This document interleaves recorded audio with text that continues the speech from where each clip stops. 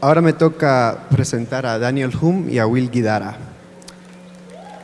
Aunque no, aunque no lo crean, 5 años atrás en Nueva York no teníamos un restaurante de alta gastronomía que se podría comparar a los de los chefs europeos y de otras partes del mundo que habían cuestionado lo que significa ser un gran restaurante. Gracias al dúo que está a punto de entrar al escenario, ya lo tenemos y se llama Eleven Madison Park. Allí el jefe de sala, Will, y el chef Daniel juntos han creado un restaurante elegante, cosmopolita, pero a la misma vez innovador, joven y toda una fiesta. Pero quizás el logro más grande de su trabajo es que, a diferencia de otros restaurantes de la ciudad que caen en la misma categoría, Eleven Madison Park no pudiera existir en ninguna otra parte del mundo. Entonces me da mucho gusto presentarles a Daniel y a Will.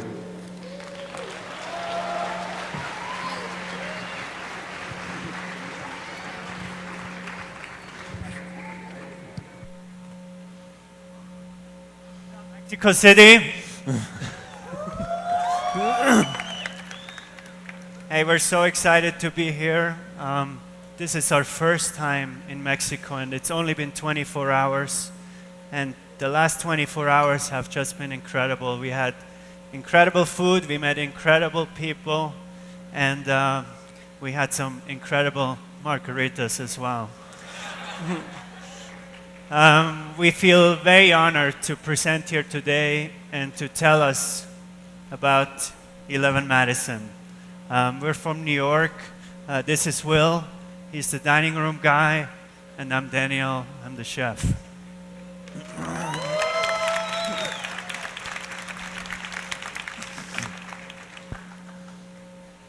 I grew up in Switzerland of a family of 4 kids. And without even knowing, my mom was always cooking at home, and even at 6 years old, she put me to work. I wasn't too excited about, with 6 years old, to clean carrots and washing salads and cleaning potatoes, whatever she wanted to do. And then on the holidays, it was the worst because she wanted all her baked goods, she wanted to make with fresh nuts. So we had to open, bags of nuts, and my mom always talked about how the flavor is all it matters. My dad is an architect, and he wanted me to follow in his footsteps. But very early on, I knew that the academics was not for me. I didn't like to go to school. I had a hard time sitting still. And I knew I wanted to be in the kitchen because I loved food and I loved the ingredients. Everything at our house always happened in the kitchen. So when I was 14 years old, I started a professional career, working my way through the ranks of some of the best restaurants in Switzerland. I met my mentor a couple years into it. His name is Gérard Rabet, at a restaurant called Le Pont de Bron. 3 Michelin stars. It was the place to be in Switzerland, and I felt very lucky to work there. I worked through every station. I learned so much. I never knew that food could be this, how much it went into it, the level of dedication, the level of precision, the degree of the ingredients, how much went into to find the right ingredients. I had a great time there. It made me the chef I am today. But the one thing I never really liked that much, in 5 years, I always felt motivated by fear. Every task I did, I always was fearful of getting yelled at or told that I was doing it the wrong way. The dining room was like a whole other world. In 5 years working in that restaurant, I've never even seen the dining room. We were not allowed in the dining room. There was like a wall in between the dining room and the kitchen. I didn't know who was working there. I didn't know how it looked. I think the service was scared of getting into the kitchen to pick up the food. It was something I knew I didn't want to do moving forward. So after 5 years, I got an incredible opportunity. I was 25 years old. I got an opportunity to go to San Francisco. At that point, I worked 11 years in the kitchen. I've never really been outside of Europe, and I did not spoke a word of English. So I was excited. I'm like, shit, I'm 25. This is an amazing opportunity. Let me jump on it. And I did. I packed my stuff. I had 2 suitcases. I took the plane and I flew to San Francisco. I was the chef of a very small hotel there. And, I started working my way up, started learning the language, and I started to really fall in love with America. The people, the ingredients, and also the openness. It was different than Europe. 2 years after living there, Danny Meyer, one of the most known restaurateurs of America, he approached me to become the chef of 11 Madison Park in New York. 11 Madison Park is a beautiful restaurant in the heart of Manhattan. At that time, the restaurant was a brasserie, and it served many, many people, way more than I've ever served in my life. But our goal was to change the restaurant and move it into a more fine dining restaurant, less people, more refined, higher quality. And I was excited to move to New York. And it was a dream come true because New York, whoever has been to New York, it's a very fascinating city, full of energy, full of life. At the same time, it was also really overwhelming because it's very demanding. The guy who was running the dining room at that time, him and I, we didn't really see eye to eye. I felt alone. I knew that I can't do this alone. This is a big task, and I need a partner and a friend in the dining room. So we were looking at different candidates for the job, and I remember the day when we met this young, eager kid.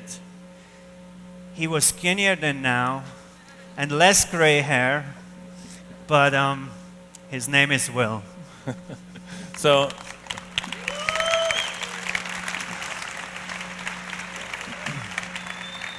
I'm born and raised in New York. Grew up in restaurants. My dad was a restaurateur. He worked at a company called Restaurant Associates.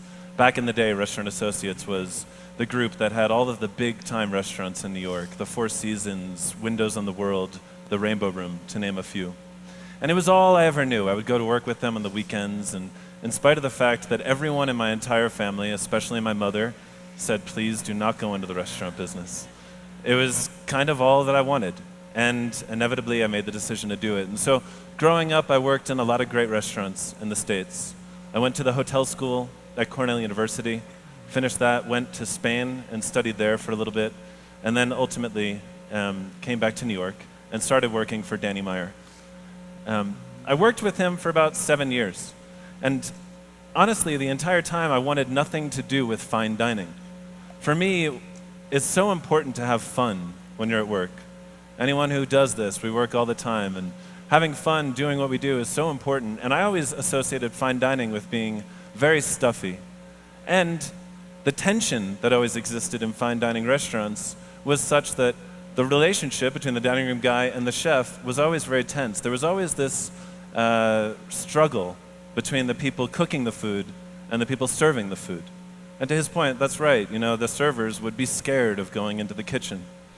But at a certain point, Danny Meyer came to me and he said, hey, we have this opportunity at 11 Madison Park with this new chef. Are you interested? I said, no, I want nothing to do with fine dining. I'm not interested at all. But he told me a little bit more about it, and we decided that before we could make any decisions, the two of us should get to know each other. We should sit down and we should have a meal. And so that was like our first date. We went to this little Italian restaurant on the west side of Manhattan. And we had a great meal, and over the course of the hours that followed, we learned that we had quite a bit in common. First, our mutual love for pasta and Barolo, and we gorged ourselves on both of those things that night. Second, we saw in one another two young, ambitious, passionate people who really wanted to do something of significance. We were excited to do our best during our lives to leave our mark. And three, we both saw in the same way that in order for a restaurant to truly be great, it couldn't be a chef-driven restaurant, nor could it be a restaurateur-driven restaurant. He had worked for chef-driven restaurants in the past, and that's why he is the chef that he is. I was working for restaurateur-driven restaurants in the past, and that's where I truly understood the power of hospitality. But that night in that restaurant, before we'd even been in 11 Madison Park together, we decided that if we had the ability to create something where both the dining room and the kitchen had the same amount of ambition and passion and excitement, we could do something pretty special. And so we decided to give it a shot. And about 2 weeks later, I joined his team at 11 Madison Park, and we started doing our thing. In the beginning, we realized that if we were to create an environment where there was no tension between the dining room and the kitchen, our entire team needed to see that the two of us were developing a relationship. We wanted to show people that we were not only friends, but colleagues, and that we were really looking to work together to create something special. We used to take our coffee breaks in the dining room or in the kitchen where people could see us getting along. We made an agreement from the very, very beginning that we would never argue in front of our team. We made an agreement much like old married couples that we would never go to bed angry. And slowly but surely things started to take root. We started making a lot of the changes that a restaurant ought to make when you're going from a big brasserie to a fine dining restaurant. We removed seats. We started training the staff more effectively. And little by little, we started making progress. So much so that in about 6 months, the restaurant had changed enough where we received our first review. It was a review in a paper in New York called The Observer. It's not normally known for its restaurant reviews, but it was our first piece of feedback. And so we combed over every single word. It was actually a much better review than we deserved at the time. It was a good review, and we don't actually think we were that good yet. But at the very end, there was a line, and it said, "I just wish the restaurant had a bit more Miles Davis." Now, we both love jazz, we love Miles, and we looked at each other and we're like, oh, that's cool. And then we looked at each other again and we realized that neither one of us had any idea what she meant when she said it.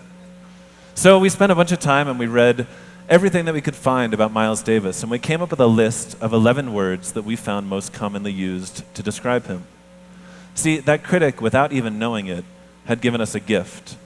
We were craving at that time language to define our culture, words that our entire team could latch onto such that we knew we were all moving in the right direction. And a list of those words, along with pictures of Miles Davis, now hang in our kitchen. And among those words were endless reinvention, forward-moving, vibrant, fresh, spontaneous, etc. But the word that grabbed us first, and the word that we're here to talk about with you all today, was collaborative. Over the 8 years that we've been together at 11 Madison Park, a lot has happened, and there's a lot of stories that we could tell. But what we want to talk about today is our entire team's collective pursuit of collaboration.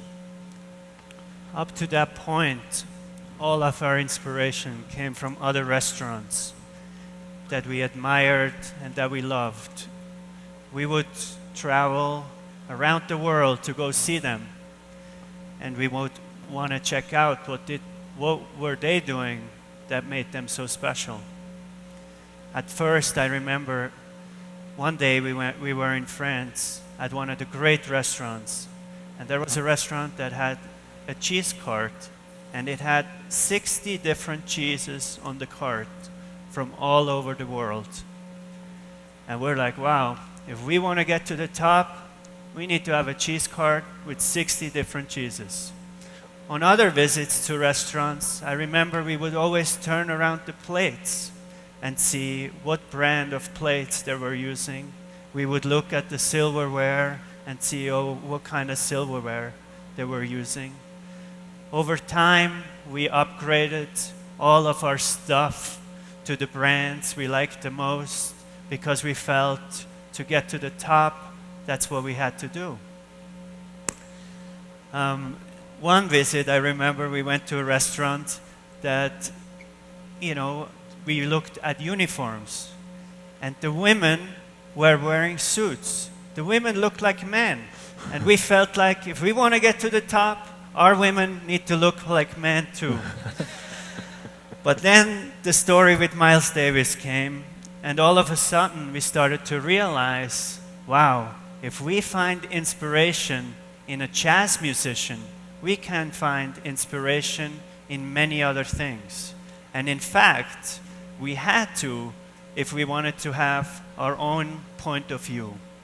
So what we did, we started to look at companies and brands all across the board. For example, we looked at Apple computers. We looked at JetBlue Airlines. We looked at American Express. And we thought, wow, what makes them the best in their field? One thing that we found that all these companies had in common, on a yearly basis, they would do a strategy meeting where they invited the entire team to brainstorm.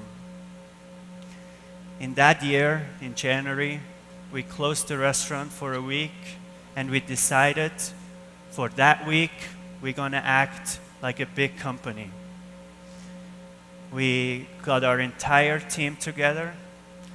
We laid out the goals we had in mind. We laid out a mission statement, and we invited our entire team to brainstorm. Up to that point, our employees were like soldiers. We never invited them to think. Up to that point, it was him and I that made all the decision, and everyone had to follow. It was limiting. We were missing out big time. We had 130 employees of maybe 15 different countries, all different backgrounds, people who have worked in the best restaurants, people who have gone to the best hotel schools. We even had people from Harvard University. And him and I made all the decisions. It was a mistake. And that day we realized the potential we had on hand. And it was an amazing day. And I'm so glad that the Miles Davis story led us to the strategy meetings. We've done those meetings every year since. So this year was our 8th meeting. And they're so powerful for a couple of reasons. Effectively, on those days every year, we develop our to-do list for the year, a list of ideas that are generated by the entire team. And over the years of our evolution, most of our great ideas have been born in that meeting. And so, A, it was powerful because we went from having this many ideas to this many ideas. But B, and even more importantly, the staff responded so well. Every server and busboy and food runner and cook and dishwasher now felt that they had much more control over the direction the restaurant was going. And in feeling that sense of ownership, they were that much more passionate and hardworking and excited. The effects of the meeting were significant, and we did it for a couple of years before we came to the realization that, hold on, we're actually now doing a very good job of seizing on the collective brain power of our restaurant for the first few days each year, but we're leaving the rest of the year alone. And so we started something called an ownership program, where everyone on the team, if they had passion and talent and expertise, but more just interest, just a desire to be involved, was invited to do just that. At the time, our wine director, like many restaurants I'd worked at before, did the wine list, but he also did the beer list and the cocktail list and the coffee list and the tea list. And so our wine list was great, but the other lists weren't, because his passion was wine, and he was distracted from all those other things. So the first thing, we had a busboy who was very, very passionate about beer, as most people in their early 20s are. But he was actually smart and into it and engaged. And so he took over the beer program. And when I say he took over the beer program, he did all the invoices, the receiving, the ordering. He curated the list. And in a couple of years, the program went from nothing to one of the best out there. Same with our tea program. We had a food runner, this guy who just loved tea, and he had an interest and a desire to get involved. So we sent him to the World Tea Expo. He came back, took over the program completely, and evolved it into something really special and significant. Of the 130 people that work with us, about 30 to 40 now have a level of ownership, whether it's music, team building, training, everything. And in allowing them to have autonomy and ownership and focus, they've been able to do with those programs stuff that we never would have been able to do on our own. The collaboration was so powerful that we started to look outside of our walls. And of course, me as a chef, the first thing I started to look at was ingredients. I started to travel all around New York, meeting all the farmers and craftsmen, and we developed amazing carrots. We brought in Moulard duck from France to grow in a new way. We started to having ingredients that were unbelievable and beyond what we ever thought we would have. One of my favorite story is our salt story.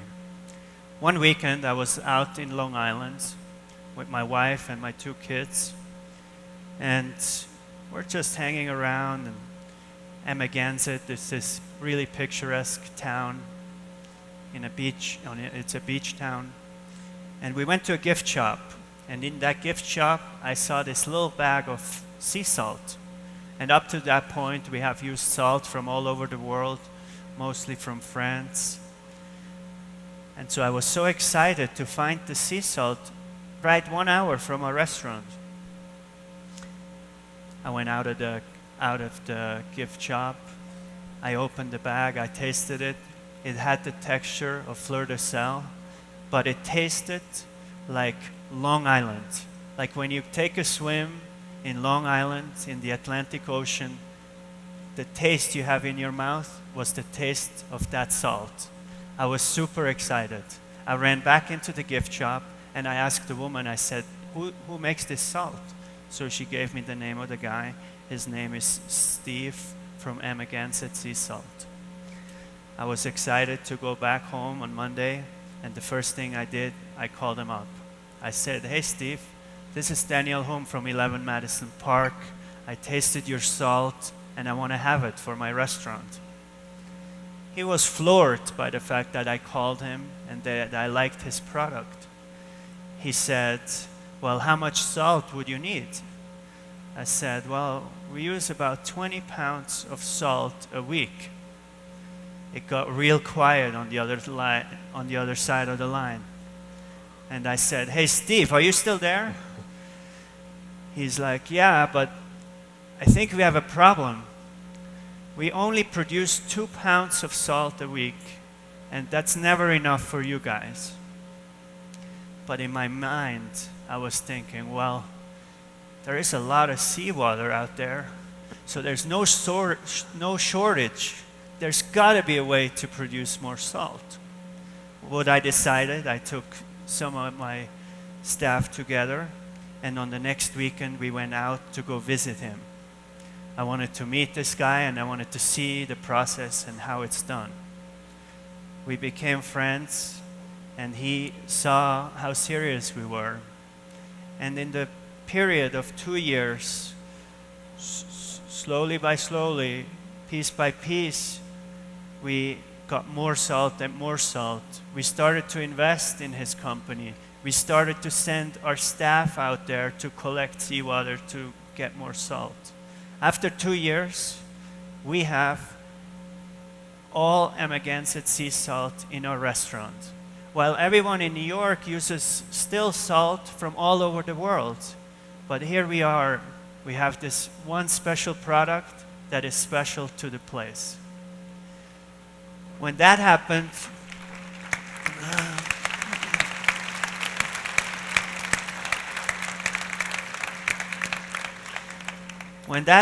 we were like, oh shit, it's not just ingredients. We can think even bigger. So we started to look at the plates we were using, at the silverware we were using, at the silver trays we were using, at the glass we were using, at the leather we were using for our wine list and coasters and stuff. And so we started our own line with a local ceramics artist from Brooklyn, our own line of china that was just designed for our restaurant. We have a glass blower in Brooklyn who blows all of our carafes and our glasses for the restaurant. We have metal workers in the Bronx who do all of our silver trays and our special serviceware. So this really showed us that now we have this entire community that all help us to make 11 Madison Park a special place and more unique. And all these people are at our fingertips. We never realized how much power there is in working with all the people around you. So it's been 8 years since the two of us started working together. And it's been a long journey with ups and downs. But the one thing that we've focused on, I think the thing that's been most important to our evolution and to our success, isn't the food. It's not the service. I think we do great things in our kitchen. We do great things in our dining room. But it's been our consistent focus on establishing a culture. All of the great businesses, all of the great organizations focus on that, focus on creating a culture. And our culture has always been dominated by the idea of collaboration. First, between the kitchen and the dining room, creating a restaurant where there is equal passion on both sides of those walls, where the people making the food and the people serving the food are one team, one family, one organism. And that was driven by the collaboration, the relationship between the two of us. He's my business partner, he's my best friend, I'm his daughter's godfather. It can be lonely running a restaurant alone. And to have a partner, have someone to lean on, it's a very, very powerful thing. And through this relationship, the rest of our staff has fallen in line. And that's why it works. 2 is the collaboration with our entire team. Thinking back to that moment when we realized that the collective brain power of our entire team would always be that much greater than just what we had the ability to do. And the understanding that if people have a true say in the direction that you're going, they're going to be that much more motivated to see it succeed. And 3, the collaboration with the community around us. We learned that to succeed, the more people you have that feel a sense of ownership in what you're trying to do, the better it is that you're going to do, the better the product is going to be, the more supported you're going to feel, and the more fun it's going to be. Now, one of the things that we've struggled with, and one of the things that we found anyone that has a focus on collaboration tends to struggle with, is the fact that in order to be open to receiving the ideas of those around you, it's very important to first acknowledge that you don't always have the best ideas, to acknowledge that there are a lot of other people that can do a lot of things better than you can, to acknowledge that you have your skill set, but if you're not surrounding yourself with a lot of other people that have different skill sets, you're leaving a lot on the table. And once again, if you have the ability to figure that out, and you have the ability to surround yourself with great people, and you have the ability to make them all feel an incredibly big part of the process, nothing in the world can stop you from making it nice. Thank you.